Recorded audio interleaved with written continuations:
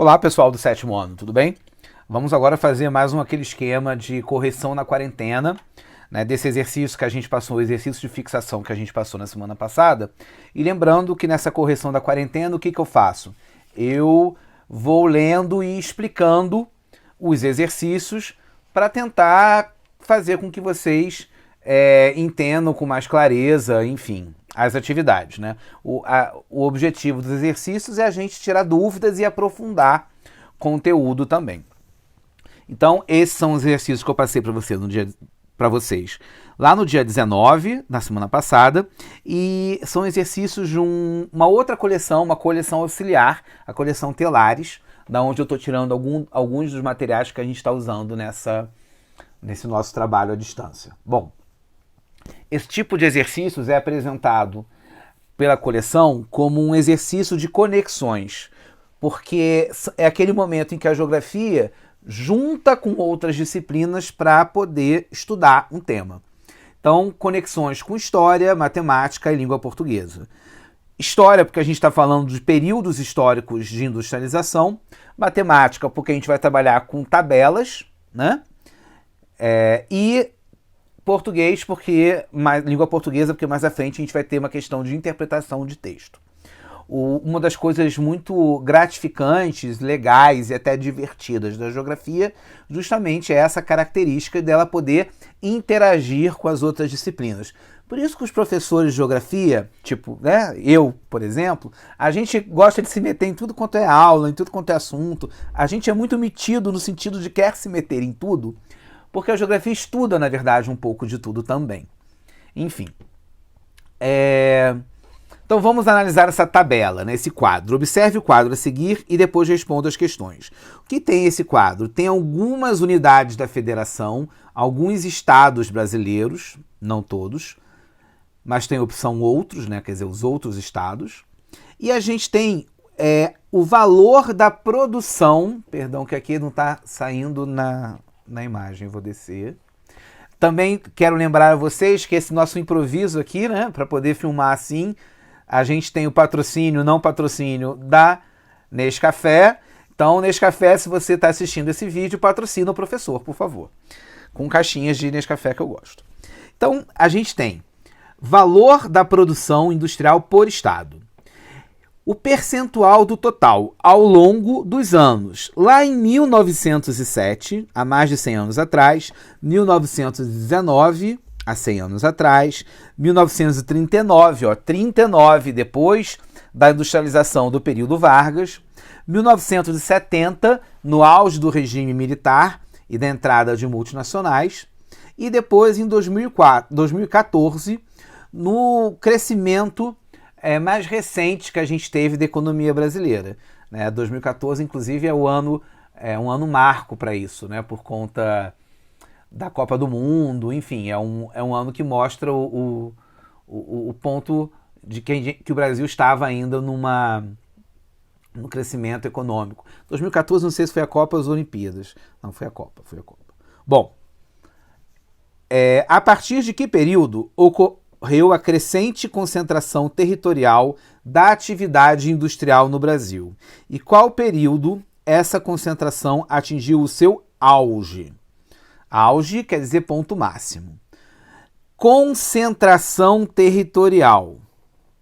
O que isso quer dizer? Que ao longo da industrialização, a industrialização começa um pouco pulverizada, um pouco espalhada em algumas cidades. Só que a gente observou que ao longo do século XX, a industrialização vai se concentrar nos estados do Sudeste, que estão aqui, São Paulo, Rio de Janeiro, Minas Gerais.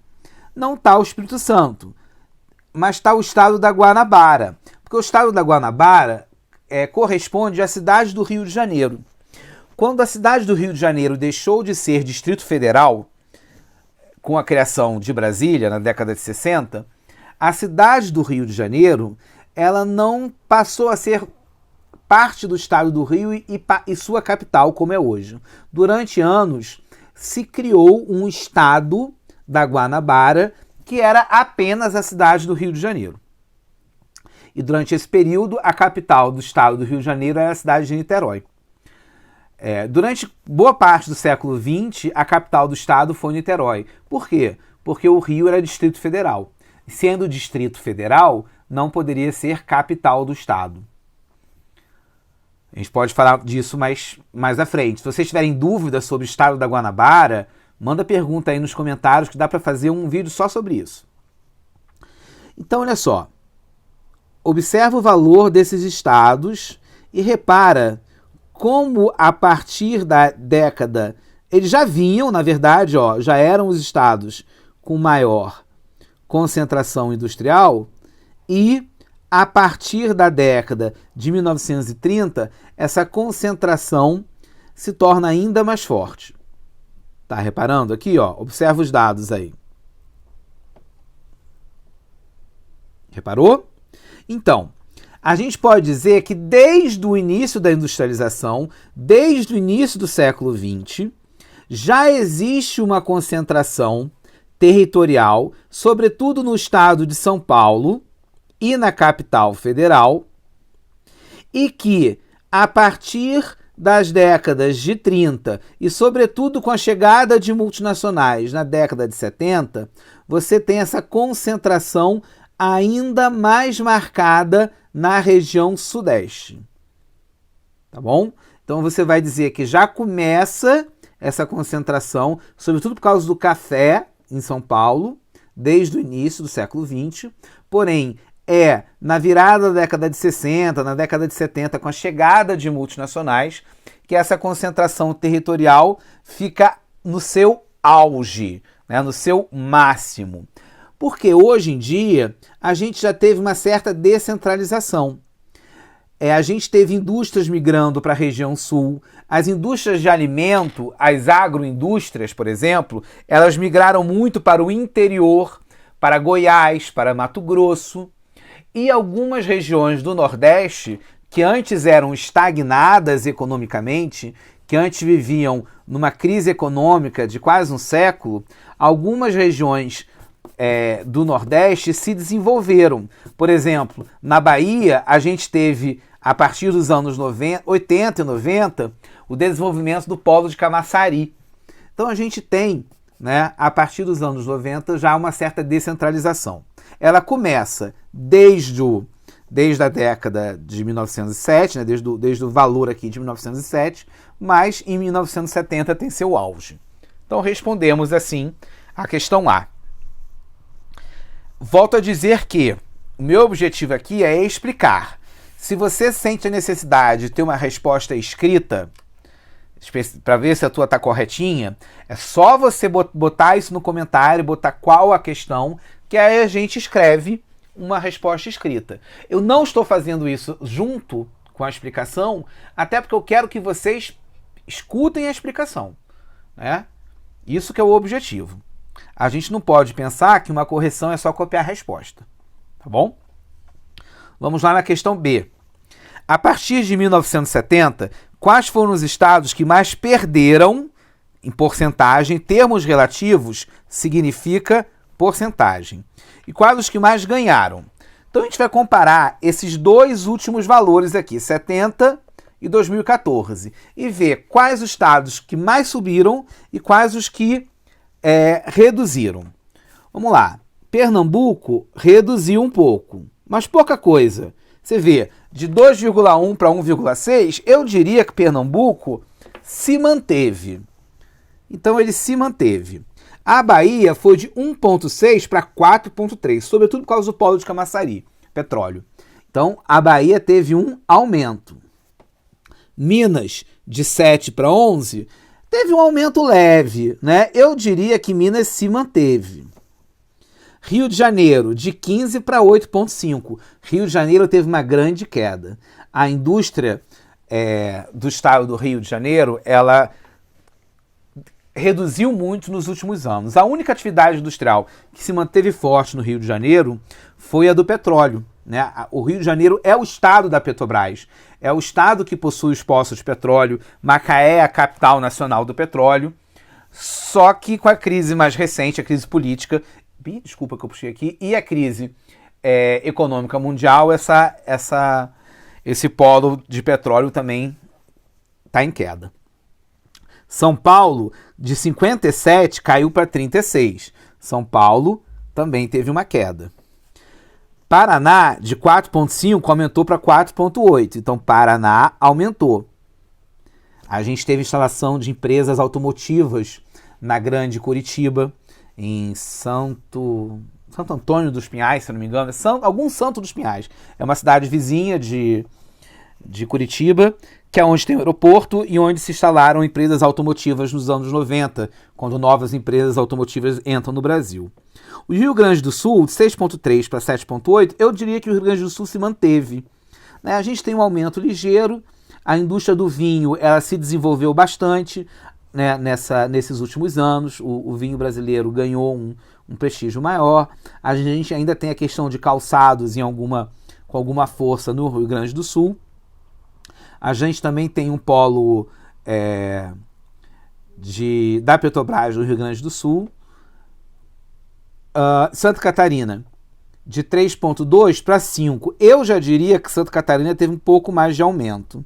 Né? Não um aumento tão grande, mas aumentou sim. Sobretudo na região do Vale do Itajaí. As indústrias de bebidas em Santa Catarina aumentaram muito.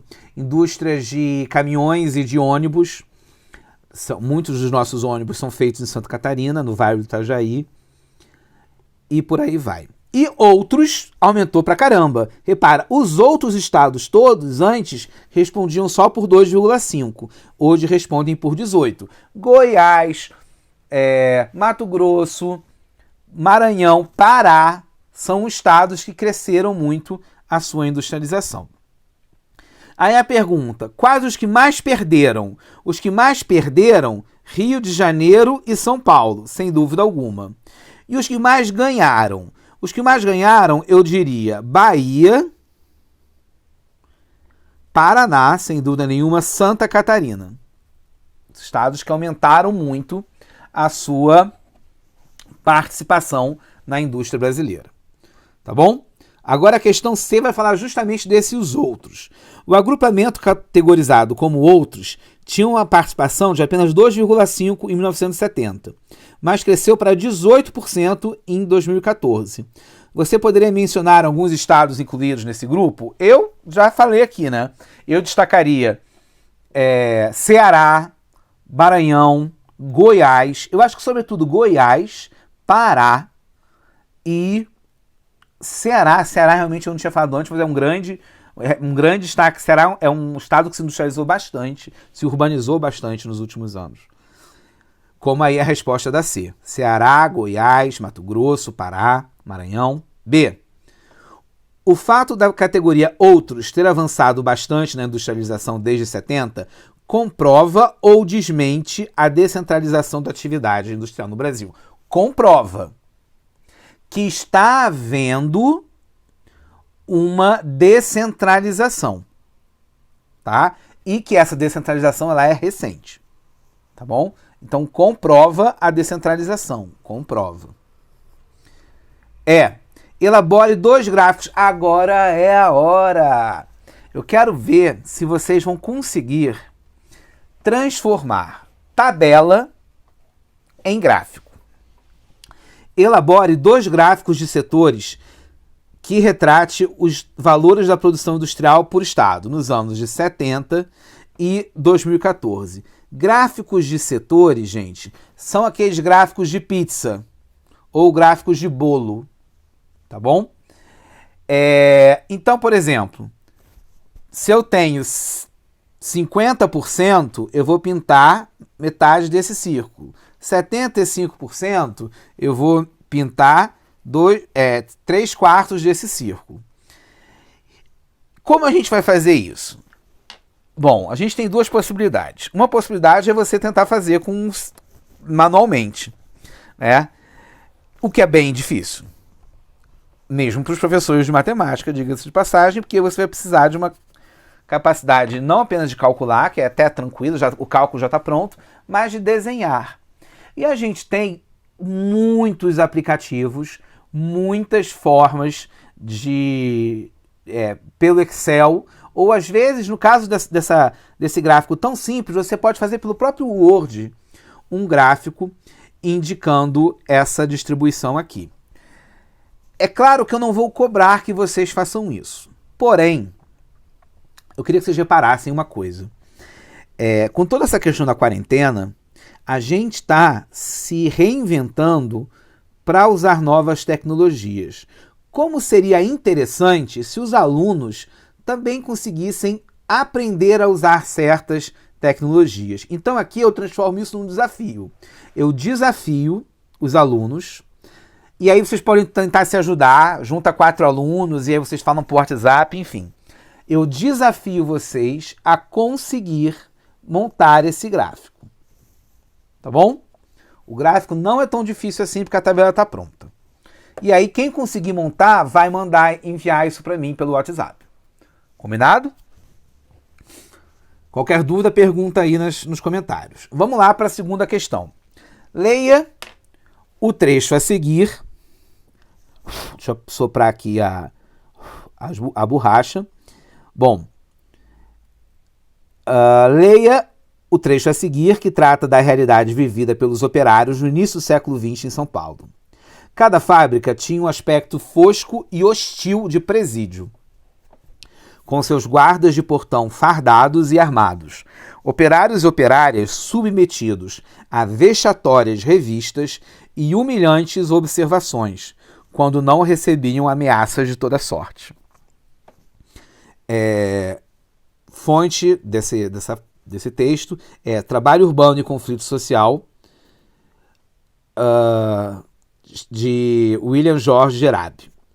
Bom, junte-se a um colega não pode, porque a gente está afastado pela quarentena, a menos que vocês queiram se falar pelo WhatsApp, e conversem a respeito do trecho lido. Na opinião de vocês, essa situação vivida pelos operários melhorou ou piorou nos dias atuais? Eu diria que melhorou. Mas aí a gente vai ter que discutir muito a questão de diferença entre operário e trabalhador. O operário é aquele trabalhador das fábricas. E olha que curioso, no início do século XX aqui no Brasil, ou ao longo do século XIX na Inglaterra, na Alemanha, os operários eram os trabalhadores que viviam nas piores condições. Eles tinham jornadas de trabalho muito grande, eles tinham uma série de doenças profissionais, doenças ligadas ao seu trabalho, condições péssimas de trabalho, trabalhavam 12 horas por dia, 16 horas por dia, enfim. Só que os operários eram muitos, no mesmo lugar, na mesma fábrica. Então, ao longo do século XIX e do início do século XX, os operários começaram a se organizar em sindicatos e começaram a fazer greves. Então, o grupo de trabalhadores que primeiro se organizou em sindicatos e conseguiu lutar pelos seus direitos foram os operários. Então, coisas como férias, descanso semanal, salário mínimo, jornada de trabalho de 8 horas, todos esses direitos que nós trabalhadores temos hoje são direitos conquistados pelos operários de fábricas no início do século XX. Foram conquistados por causa da luta deles.